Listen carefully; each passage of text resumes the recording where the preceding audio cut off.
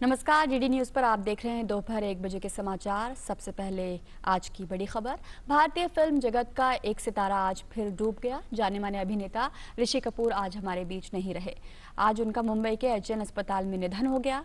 बॉलीवुड के लिए लगातार 2 दिन किसी बड़े सदमे से कम नहीं है।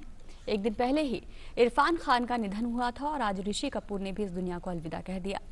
बॉलीवुड के महानायक अमिताभ बच्चन ने सुबह ट्वीट कर इस खबर की जानकारी दी है। अमिताभ बच्चन ने कहा कि ऋषि कपूर इस दुनिया को छोड़कर चले गए हैं। इसके साथ ही उन्होंने अपने ट्वीट में कहा कि मैं अब टूट चुका हूं।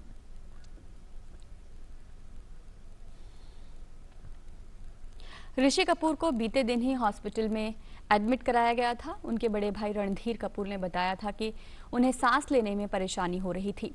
2018 में ऋषि कपूर को कैंसर हुआ था। इलाज के लिए वे अमेरिका गए थे। वहां 11 महीने रहने के बाद पिछले साल सितंबर में वे स्वदेश लौटे थे।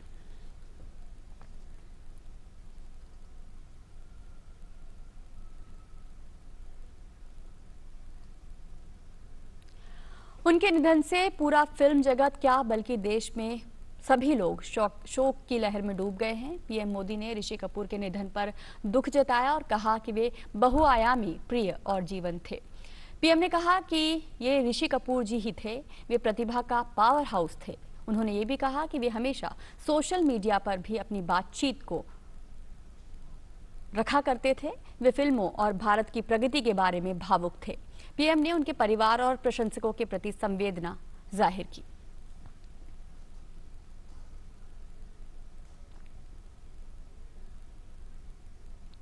वहीं सूचना और प्रसारण मंत्री प्रकाश जावड़ेकर ने फिल्म अभिनेता ऋषि कपूर के निधन पर दुख व्यक्त किया है। ऋषि कपूर का निधन एक बहुत दुखदायक है।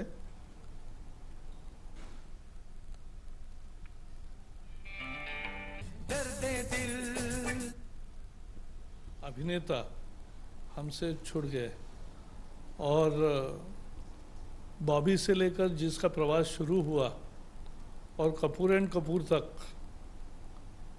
वो आया, ये बेहद ही खूबसूरत उनकी पूरी जीवन, फिल्म का जीवन रहा है। और आज पूरी फिल्म दुनिया ही नहीं, देश की सारी जनता भी दुखी है, क्योंकि एक बहुत ही मेधावी और प्रभावी अभिनेता को हमने खोया है। वहीं भाजपा नेता और भोजपुरी गायक मनोज तिवारी ने भी ऋषि कपूर के निधन पर शोक जताया है। कल के सदमे से हम लोग उबर ही नहीं पाए थे, तब तक अभी सुबह सुबह समाचार आया कि ऋषि कपूर दा नहीं रहे। अब ऋषि कपूर जी का नहीं रहना निश्चित रूप से एक बॉलीवुड के एक युग का अंत है। वहीं आगे बढ़ते हैं और बात करते हैं कोरोना की। स्वास्थ्य मंत्रालय की ओर से दी जा रही ताज़ा जानकारी के मुताबिक भारत में कोरोना वायरस के संक्रमण के कुल 33,050 मामले हैं, जिनमें से 23,651 केस एक्टिव यानी सक्रिय हैं। 8,324 मरीज संक्रमण से मुक्त होकर अस्पताल से ठीक होकर घर वापस लौट चुके हैं, जबकि मौत का आंकड़ा 1,074 है। देश में फिलहाल 3 मई तक लॉकडाउन का दूसरा चरण है और सरकार लगातार लोगों से कह रही है कि वे अपने घरों पर रहें ताकि कोरोना वायरस के संक्रमण का फैलाव रोका जा सके। और कोविड-19 महामारी संकट के बीच कई तरह की फेक न्यूज वायरल हो रही हैं। झारखंड के एक न्यूज पोर्टल में खबर आई जिसमें दावा किया गया कि जयपुर के ट्रांसपोर्ट नगर में एक साधु के चिलम से 300 लोग कोरोना पॉजिटिव पाए गए हैं। जयपुर के जिला कलेक्टर के कार्यालय के मुताबिक प्रकाशित खबर झूठी है और ऐसी कोई भी घटना नहीं हुई है।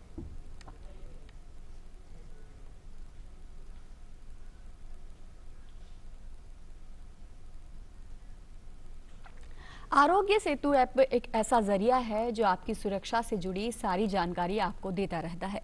इस ऐप को जन जन तक पहुंचाने का जिम्मा अब दिल्ली पुलिस ने ले लिया है। द्वारका की पुलिस टीम ने एक स्पेशल ड्राइव को चलाकर हर व्यक्ति से इस ऐप को डाउनलोड करने की अपील की है ताकि कोरोना से जुटे मरीजों की पूरी जानकारी हासिल की जा सके।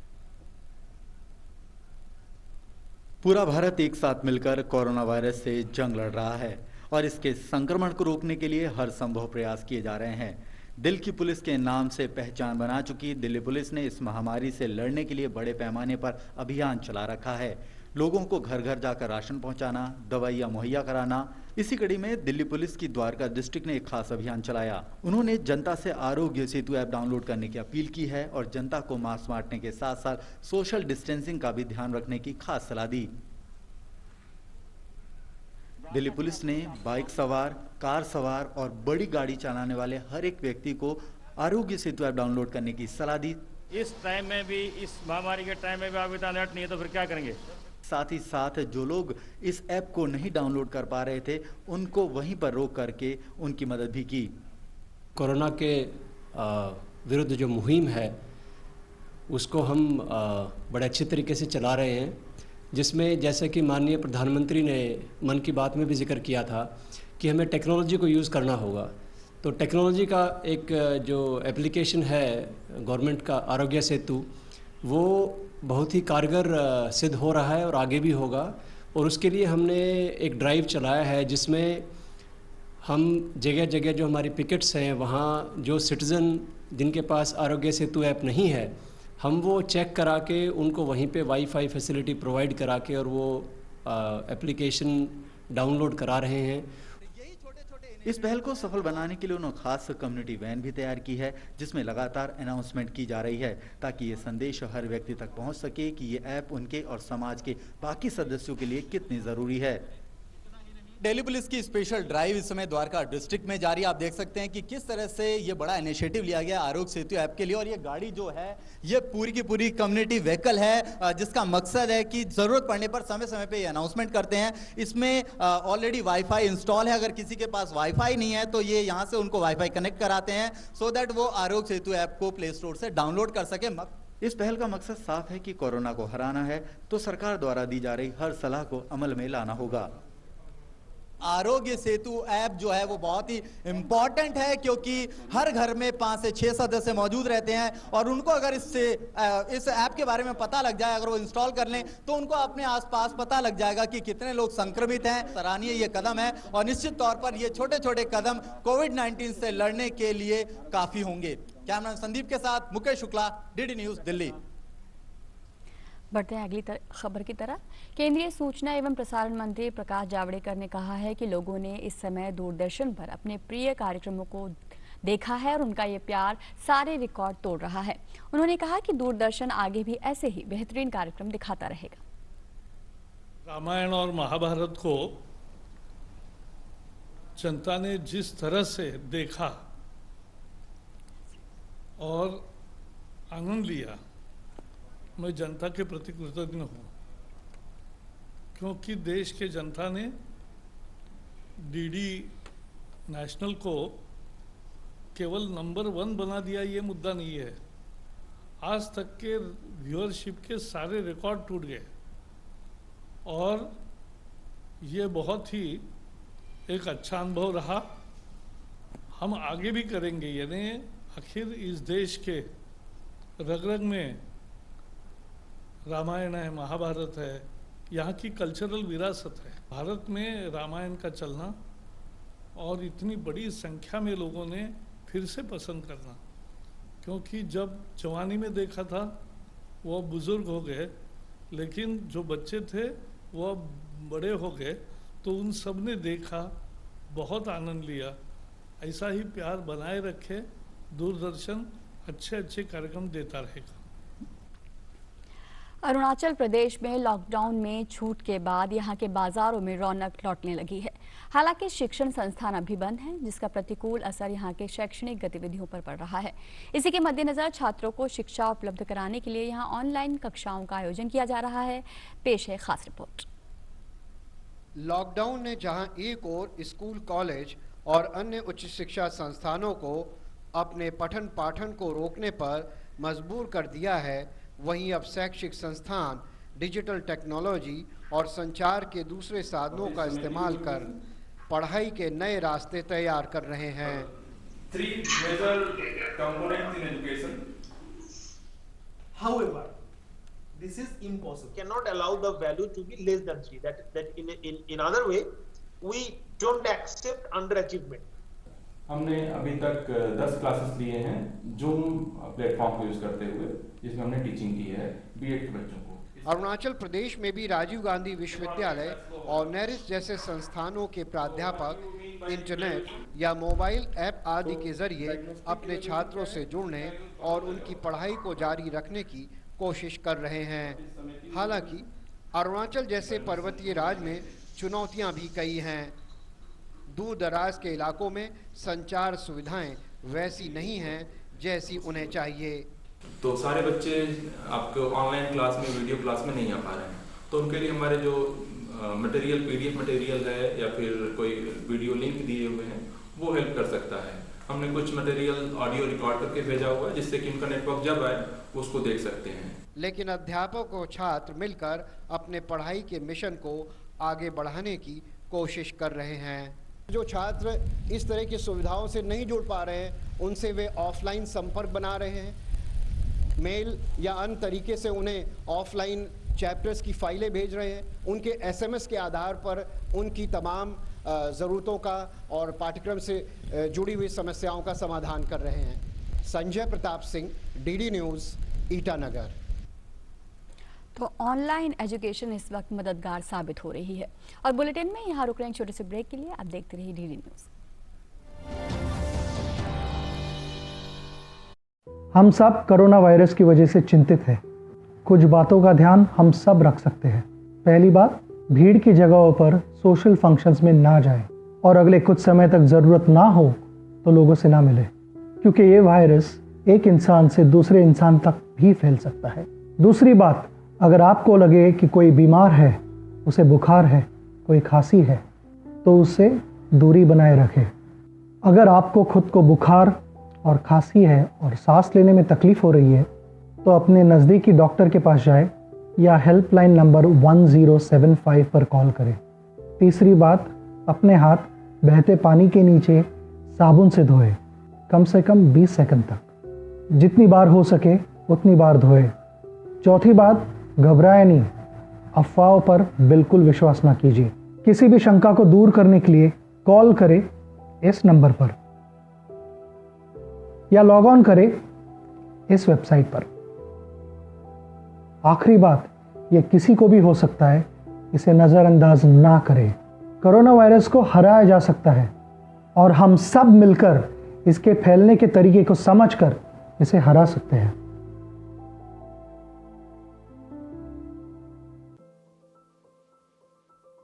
Mythbusters. Myth. COVID-19 virus cannot be transmitted in areas with hot and humid climate. देश के 7 जिलों में कोरोना का एक भी मामला नहीं है। बाकी जिलों की स्थिति भी पहले के मुकाबले बेहतर है। हमारी संवाददाता नंदिनी मित्तल ने स्थिति का जायजा लिया। प्रदेश सरकार द्वारा जो एक्टिव केस फाइंडिंग अभियान चलाया गया, उसका नतीजा ये निकला है कि आज हिमाचल प्रदेश के 7 जो जिले हैं वहाँ कोई भी कोरोना का मामला नहीं है। 5 जो जिले हैं वहाँ 10 एक्टिव मामले हैं। हिमाचल प्रदेश जो है सर्विलेंस से लगभग कहा जाए तो 10,500 लोगों पर नज़र रखे हुए है। हिमाचल प्रदेश सरकार ने हाल ही में सभी जो प्रदेश से बाहर रह रहे लोग थे, जो हिमाचल प्रदेश आना चाहते थे, उनको इजाज़त दी कि वे अपने प्रदेश में अपने घर आ सकें। लेकिन हिमाचल प्रदेश के मुख्यमंत्री ने उन सबको ये स्पष्ट कर दिया है कि बिल्कुल जो क्वारंटाइन है उसका पालन करना होगा, चाहे आप में कोरोना के लक्षण हैं या नहीं है।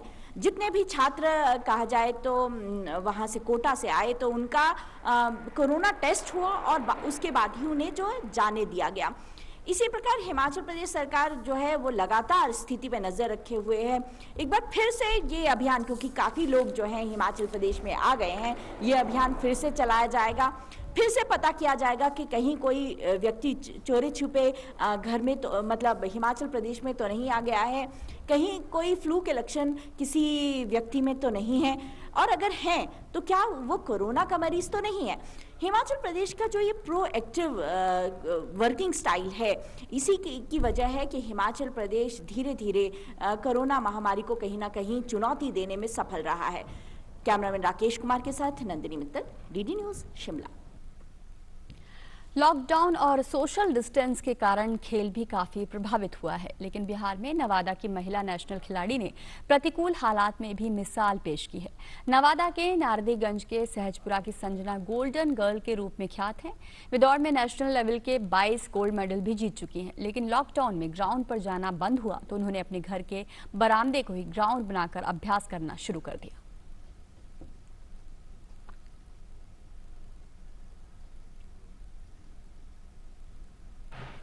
कोरोना वायरस की वजह से हम सब अपने अपने घर से बाहर नहीं निकल सकते। लॉकडाउन में रहकर भी हम अपने डेली रूटीन को कंटिन्यू कर सकते हैं। तो आप सब कृपया कर आप भी अपने घर से बाहर ना आए और घर में रहकर ही अपने डेली रूटीन को कंटिन्यू रखें। और कहते हैं सीखने की कोई उम्र नहीं होती, जब जागो तभी सवेरा। इसी कहावत को चरितार्थ कर रहे हैं लॉकडाउन में फंसे उत्तराखंड के चंपावत जिले के राहत शिविरों में रह रहे ये मजदूर, जो न केवल शिक्षित हो रहे हैं बल्कि इस कोरोना संकट काल में प्राणायाम, कपालभाति, योग आदि शारीरिक क्रियाओं को कर खुद को सेहतमंद भी बना रहे हैं। पेश है ये रिपोर्ट। लॉकडाउन के दौरान फंसी विभिन्न प्रदेशों के मजदूरों को उत्तराखंड के चंपावत जिले के राहत शिविरों में रखा गया है। शिविर में ये मजदूर न केवल अक्षर ज्ञान प्राप्त कर रहे हैं बल्कि सुबह शाम योग प्राणायाम भी कर रहे हैं। जिला प्रशासन ने बनबासा, टनकपुर, चंपावत और लोहाघाट में बने राहत शिविरों में निरक्षर मजदूरों को अक्षर ज्ञान कराने के लिए विशेषज्ञों को जिम्मेदारी सौंपी है। इसी का नतीजा है कि महज महीने भर में तमाम निरक्षर मजदूर भी इन शिविरों में रहते हुए अपने नाम समेत कई शब्दों को बखूबी लिखने लगे हैं। इन लोगों में घर से दूर शिविर में रहने के दौरान अवसाद न आए, इसके लिए प्रोजेक्टर के माध्यम से लघु कथा, वृत्त चित्र, लोक गीतों आदि के माध्यम से इनका मनोरंजन भी किया जा रहा है। 9 राहत शिविर चल रहे हैं हमारे। इसमें कुल मिलाकर के 465 लोग रह रहे हैं। इसमें हम लोगों ने ऐसे लोगों को आइडेंटिफाई किया था जो निरक्षर थे। इसमें कुल 107 लोगों को आइडेंटिफाई किया गया। विभिन्न विद्यालयों के शिक्षकों के माध्यम से इनके बीच में साक्षरता का कार्यक्रम चलाया गया, इसमें हमें आशा के अनुरूप सफलता भी मिली है। शिविर में पढ़ा रहे शिक्षक शिक्षिकाएं भी निरक्षरों को साक्षर बनाने के इस अभियान से काफी संतुष्ट हैं। एक पाठ्यचर्या हम लोगों ने अपने आप जो है थोड़ा बहुत डिसाइड किया था कि किस तरीके से इसकी शुरुआत की जाए। तो धीरे धीरे शुरू में मन कम लगता था इन लोगों का, लेकिन धीरे धीरे जो है हमें ये अनुभव हुआ कि इनमें से कई जो हैं काफी टैलेंटेड हैं और मतलब बहुत उनकी रुचि थी, बस अब एक दिशा हम लोगों ने उन्हें दी है। तो अब इनमें से हर कोई जो है जो भी अर्ध साक्षर थे या बिल्कुल जिन्हें बिल्कुल अक्षर का ज्ञान नहीं था, वो बहुत अच्छी तरीके से जो है अपना नाम, पिता का नाम और अन्य कुछ शब्दों को पहचानना, मात्राओं का ज्ञान, वो हम लोगों ने कराया। तो वो बहुत बखूबी उसको जो है कर पा रहे हैं। यहाँ पे हर चीज अच्छी है, हर चीज सुविधाएं मिल रही है, खाना भी अच्छा मिल रहा है, सुबह योगा भी करवाया जा रहा है और पढ़ाई भी चालू है। बहुत से लोग को तो आता ही नहीं था। हम लोग 30 लोग आए हुए थे, 30 लोग में से 3 ही लोग को पढ़े लिखे थे और किसी को कोई भी पढ़ा लिखा नहीं था। उनको सबको अपना हस्ताक्षर करना और माता पिता का नाम लिखना भी आ गया है। वहीं शिविर में रह रहे मजदूर भी खुश हैं। उनका कहना है कि पढ़ाई के साथ ही उन्हें अन्य गतिविधियों में शामिल होने का भी अवसर मिल रहा है। Bureau report, DD news. अगली खबर बनारस से। वाराणसी में विदेश से आए म्यांमार के छात्र जो संस्कृत के अध्ययन के लिए संपूर्णानंद संस्कृत विश्वविद्यालय में रह रहे थे, उन्हें कोरोना वायरस के कारण लॉकडाउन होने की स्थिति में भारत सरकार और म्यांमार सरकार के सहयोग से वापस उनके देश पहुंचाया गया। इसी विषय पर हमारे संवाददाता हरिकेश बहादुर सिंह ने संपूर्णानंद संस्कृत विश्वविद्यालय के कुलपति से खास बातचीत की। संपूर्णानंद संस्कृत विश्वविद्यालय जो कि संस्कृत में अपना एक स्थान रखता है, यहाँ पर भी विदेशों के कई छात्र पढ़ते हैं। यहाँ के कुलपति ने विशेष प्रयास करके अपने छात्रों को इस लॉकडाउन के दौरान भारत सरकार से मदद मांगकर उनको म्यांमार भिजवाया है। और किस तरह से व्यवस्था की है कुलपति महोदय ने, आपने किस तरह से व्यवस्था की इसकी जो है? म्यांमार देश से ही 35 संख्या के छात्र यहाँ आए और यह एक रिकॉर्ड है कि इतनी बड़ी संख्या में एक ही देश से छात्र अध्ययन एवं अनुसंधान के लिए यहाँ आए हुए हैं।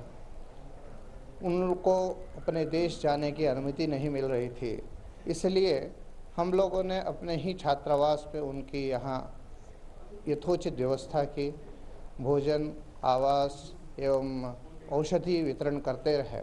साथ ही प्रशासन के साथ भी संपर्क में रहे कि उनको किस तरह से उनके सुरक्षित उनके स्थान भेजा जाए।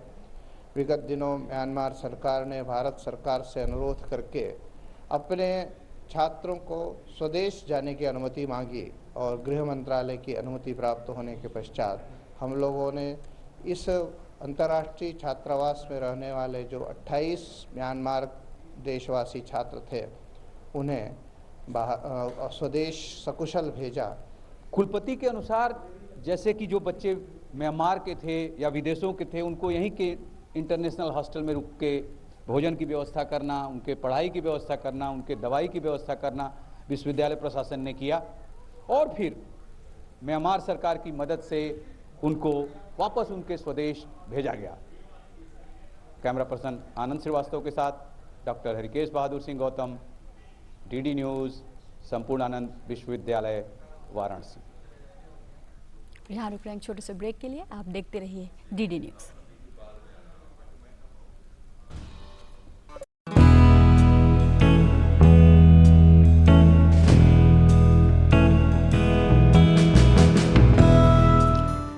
अस्सलाम वालेकुम, नमस्ते, सत श्री अकाल। मैं हूं जरीन खान और मैं आज आप सबसे ये रिक्वेस्ट करने आई हूं कि प्लीज़ अपने अपने घरों में ही रहें और इस मुश्किल घड़ी में देश को कोरोना वायरस से जूझने में मदद करें। प्लीज़ घर से बाहर ना जाएं क्योंकि ऐसा करके आप ना सिर्फ अपनी जान को बल्कि अपने आसपास वालों, अपने घर वालों और अपने देश वालों की जान को भी जोखिम में डाल रहे हैं। अगर बहुत ज़्यादा ज़रूरी काम है जिस वजह से आपको बाहर जाना है। ब्रेक के बाद आपका स्वागत है। वाराणसी प्रशासन ने नगर निगम क्षेत्र में लॉकडाउन के नियमों को सख्त कर दिया है। पहाड़िया स्थित हॉटस्पॉट क्षेत्र से पेश है रिपोर्ट। वाराणसी में कल 12 नए मरीजों की कोरोना संक्रमित होने की पुष्टि होने के बाद 6 और इलाकों को हॉटस्पॉट घोषित किया गया है, जिसमें लालपुर थाना क्षेत्र के संजय नगर कॉलोनी भी शामिल है। संजय नगर कॉलोनी ठीक इस थाना क्षेत्र के पिछले इलाके में है और वहां पे एक मरीज के संक्रमित पाए जाने के बाद पूरे इलाके को सील कर दिया गया है।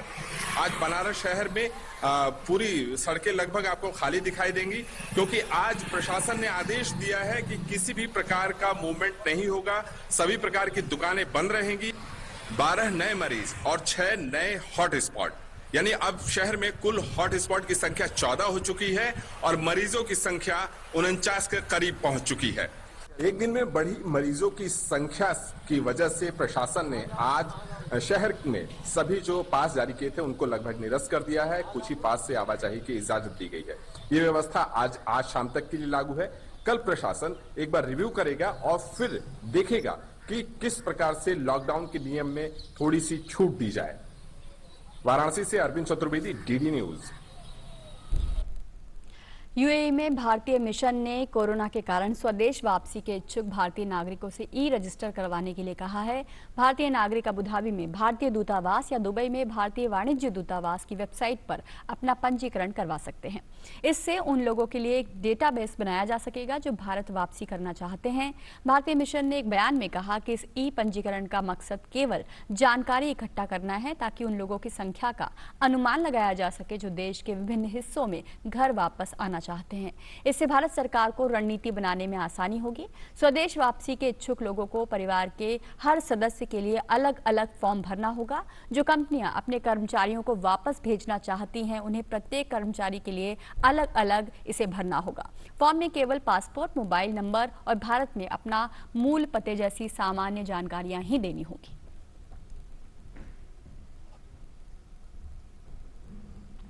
जापान के प्रधानमंत्री शिंजो आबे ने कहा है कि अगर कोरोना वायरस महामारी को नियंत्रित नहीं किया गया तो स्थगित हो चुके टोक्यो ओलंपिक का आयोजन मुश्किल होगा।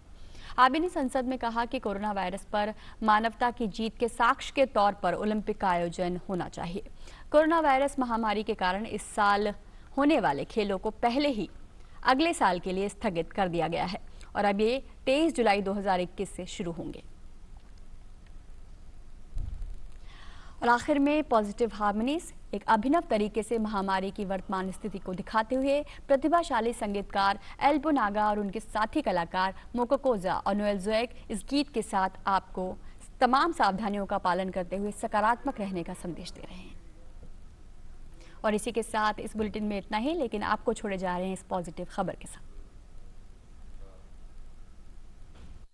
Ajikali sob laga mukte ekta bimar laga nam ito pura government koi share welcome social distancing ekjon majote ek meter dur taki bhi ghor pura na ulabi stay safe with family lockdown bar jaile mask laga bhi sob laga bhal karone sanitizer sabun pura hath hodai sapa koribi tampa bokhile bole PUBG TikTok Instagram gor kam beshi kilobi modot koribi amake sob manu khushi thakibi aro eto kana kabide